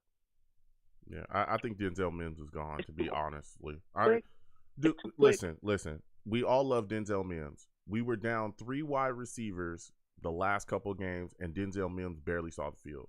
He got next to no catches, no opportunities, no nothing. Yeah. In my opinion, he's gone. And they're going to find some way to either trade him or cut him or something. Or else he's going to be on the bench again next season. There was a lot of talk about him not knowing the playbook. He was on the team the entire year and still saw nothing. So he didn't get the playbook the entire year. He doesn't. When are we ever going to see him? So that's my take on that, Monty. Yeah. It is what it is. There, I'll give you the last word. Go ahead. Yeah, that's just totally unfortunate. I've seen a lot of talent with him, but yeah, man, I think we have to upgrade the talent on this team drastically in free agency and in this draft. And I feel like Garrett Wilson is one of those players that can solidify a position that's been average, and he can make it above average. And that's all I have to say, Joe. Yeah. It's been a minute since I called. I'm glad everybody is doing, hopefully your family's doing well with you, man. Absolutely. I love hearing from you, man. Peace. Thank you so much. You have a good one. I hope everything's good with you, Monty. Next time I have a show, I want to hear from you. All right, my friend? All right. All right, you have a good one, man. Listen, Monty, call in. Monty knows his stuff. We're going to keep getting to these lines. Again, 515-602-9639. 515-602-9639 is the number. Call in. We're taking all callers. Next, I'm going to my guy, Steve. Steve is on the line. We've had quite a bit of callers tonight. Steve knows his Jets. He knows his stuff. Salutes to you, Steve. I want to thank you for calling in tonight. Steve, give me your thoughts about what's going on with Makai Bechten. Do you think it's fair that he has to compete for the left tackle starting position, man? Hey, Joe. Well, first off, it's great to hear from you, man, again. Listen, it's understandable of why Makai Bechten has to compete because apparently he wasn't really fully into shape after the injury that happened to him back in week 1 against Carolina. And with George Fant coming off a very good season at the position when he took over after Bechten was gone for the year, George Fant did a good job. And I think Saleh's doing the right thing by having competition there with him and Mekhi Becton. I mean, listen, I said this before again, and I will say it again. Anybody who watched that first game of the year against Carolina, when Becton got hurt, it was Greg Van Roten's fault. I don't care what Jet fans will say to me. Yeah. Greg Van Roten was the reason why Becton got hurt, period. Yeah, you're talking absolute facts, and I think a lot of Jets fans, often when they talk about this issue this year with him getting injured, they forget that part. It's like, hey, he got thrown into, or Greg Van Roten got thrown into the back of him. That's how he dislocated that kneecap. That's how he ended up having arthroscopic surgery to clean up some knee cartilage and all that stuff that was going on. Anybody would have got hurt in that situation. Now, if he was just walking around a facility and just dislocated his kneecap, that'd be one thing, but that is not what happened there. So when you look at this offensive line, though, Steve, George Fant, Makai Bechten, they're competing for that left tackle position. Who do you think is the strongest offensive lineman that we have on this line? Is it Makai Bechten? Is it Elijah Vera Tucker? Is it George Fant? Who for you is the guy? No, as of right now, listen, if Becton was healthy, I would say Becton. But if I had to pick right now, it would be Elijah Vera Tucker, without a doubt. Because I think Vera Tucker, honestly, was the best offensive lineman we had on the team last year. Yeah. And he was a rookie, and he's going to have a big future for us. Yeah. You're talking that talk, Steve. You're speaking facts. Now, when you look at the right side of this line, there's a lot to be desired there, Steve. And there's some guys that are going into free agency. LDT is a guy that could walk away. There's some other guys in free agency as well. Brandon Sheriff is a guy that people are talking about bringing in. How do you think the New York Jets should handle the right guard position? Would you go after Brandon Sheriff? Are there guys in the draft that you like to take? What would you like to have happen there? No, honestly, we got to see what happens. I think Brandon Sheriff is a little too old, unfortunately, and he's not really the player he used to be. I wouldn't mind if we went younger at the position, like if we went someone in the draft or maybe someone else in free agency, but we'll see what the Jets do. Yeah. So my final question before I let you go, Steve, is when you look at the New York Jets quarterback position, Matt Cavanaugh, John Beck, they're gone. Do you think that we have the right people around Zach Wilson and Mike LaFleur and Rob Calabrese to help him take the next step forward? Do you think we have the right coaches in place? No, this is finally, Joe, a coaching staff that I do trust, because the previous coaching staff have always been terrible. Because the reason why we haven't been good in the last recent years is because of coaching. Yeah. And I guess the one last thing I'll just say before I go is, because I know you're mentioning the fans about Tom Brady. Yeah, listen, as much as I'm happy that Brady is gone and that he won't be torturing the Jets anymore, I'm going to say this about Tom Brady. He was the best quarterback that ever played the game, and he is going into the Hall of Fame. Yeah. You're talking that talk, Steve. I'll give you. Let's give Steve a hand, man. Let's give Steve a hand. He talk that talk. I respect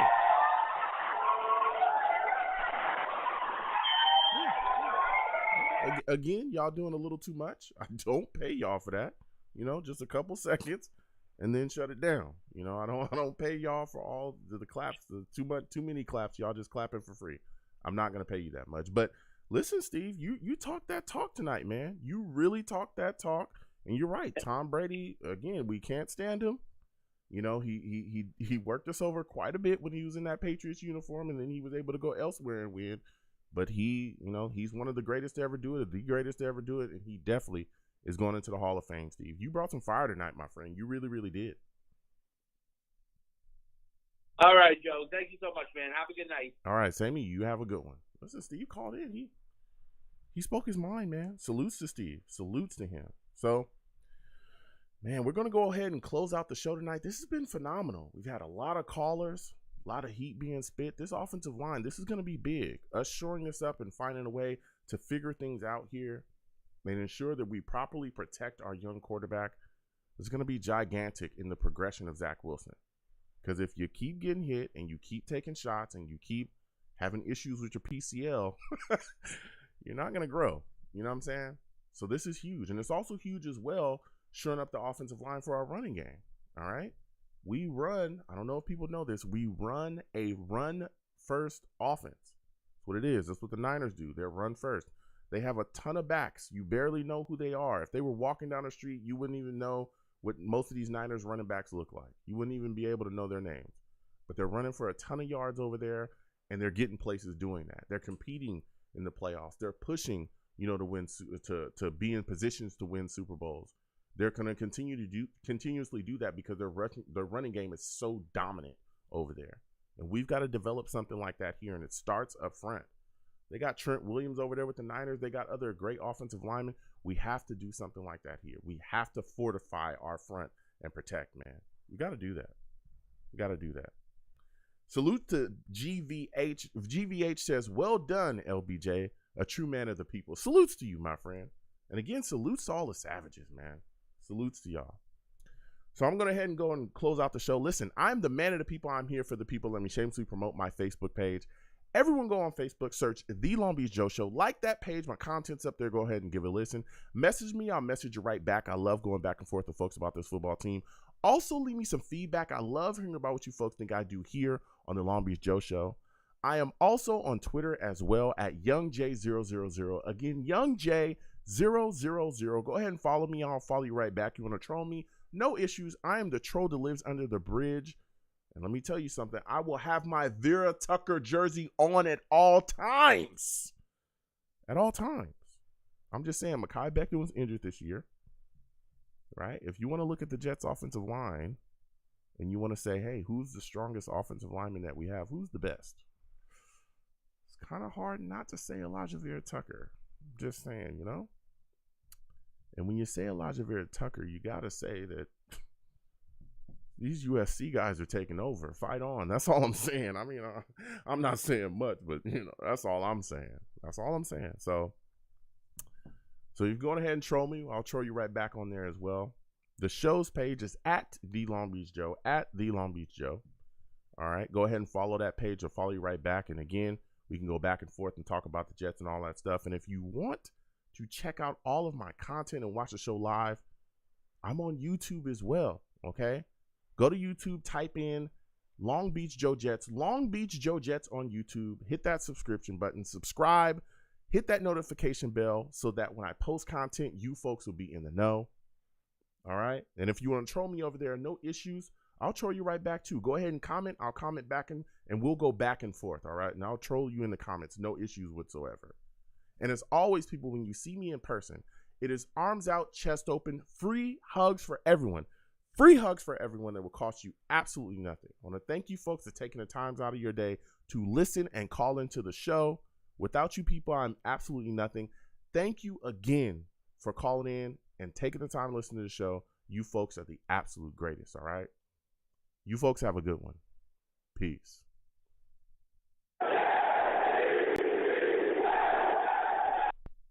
Hold on one second, folks.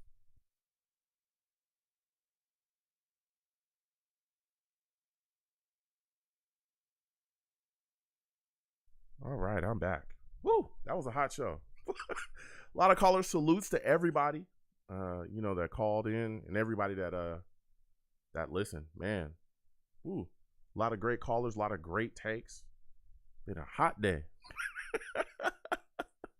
For those of you that are listening, if you're new or if you're coming on in, hey, please subscribe if you have not subscribed and hit that notification bell as well.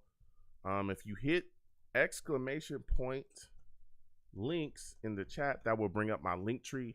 That has the links to all of my content. All of my social media is up there as well. So all you got to do is click that link tree, scroll through, go to my Twitter, go to my Facebook, go to all of those places and follow me across all that stuff, and again, talk to me about football. We could talk about football. There's people that hit me up and just want to talk about life. I have no issues, Hey, you want to share stuff with me? Go ahead. We can go back and forth and figure out. Some people like my advice. I give people my advice. You know what I'm saying about different things. Smoking Cut J says, wasn't Keyshawn U.S.? Yeah, damn right he was. All right? We got players out here balling. You know what I mean? Hall of Famers. You know what I'm saying? SC, man. Fight on, So you can go there. Hit that link tree and it will bring up all of my content. All of my stuff is there. So follow me across all platforms, please. And it's just greatly appreciated if you guys do that.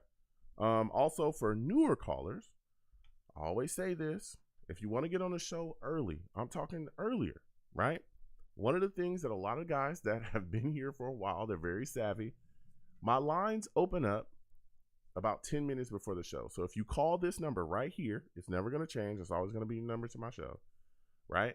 If you call that number about 10 minutes before the show opens up, you'll be sitting on the lines, which means that you'll get on earlier, than if you call maybe 20 minutes after the show starts or 10 minutes after the show starts or 5 minutes after the show starts, stuff like that.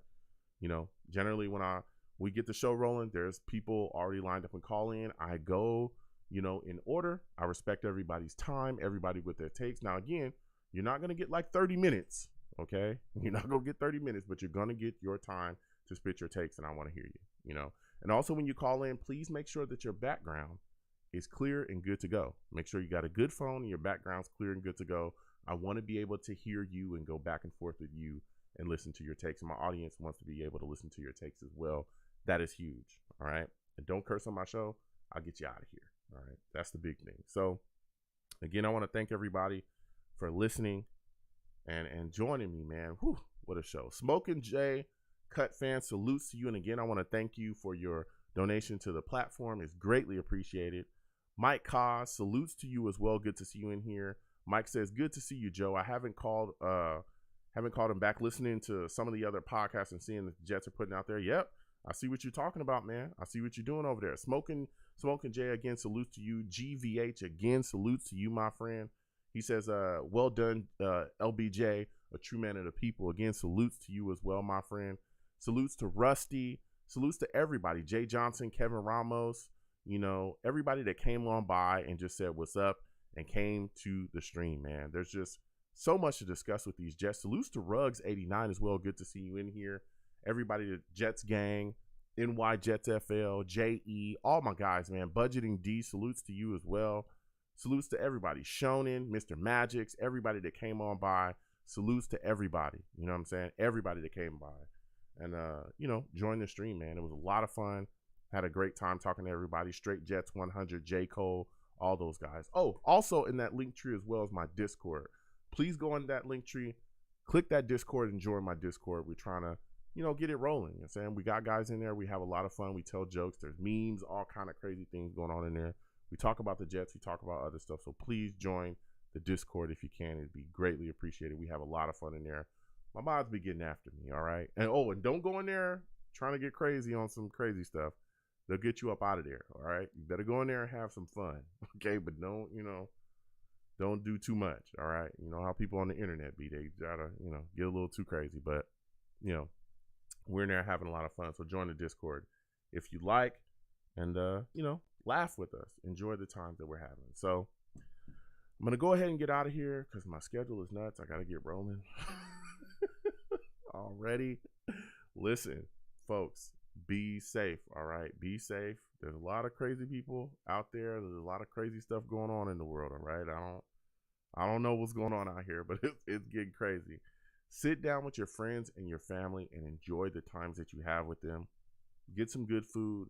Sit down, watch some good TV, watch some good sports, and enjoy yourselves and make those memories with your family members, and have a great time. That's what life is about. Show the people that you love, your loved ones, that you love them, and, let them know what time it is. You know what I'm saying? Let them know that, you guys are in it together and that you guys are going to stick together like a family. That's huge, man. It truly is huge. So you folks have a good one. I'll get out of here. I'll let you folks know when I'm going to do another stream. I think we're going to have another radio show on Tuesday. So this upcoming Tuesday, we're going to do another radio show at 7 p.m. Eastern. So I'll let you guys know again. Please follow me across all my social media platforms. That's where I announce everything. All right. Again, salutes to Smoking Jay. He says, thanks, LBJ. Have a good evening. Be safe, everybody. Salutes to you, man. You have a good one.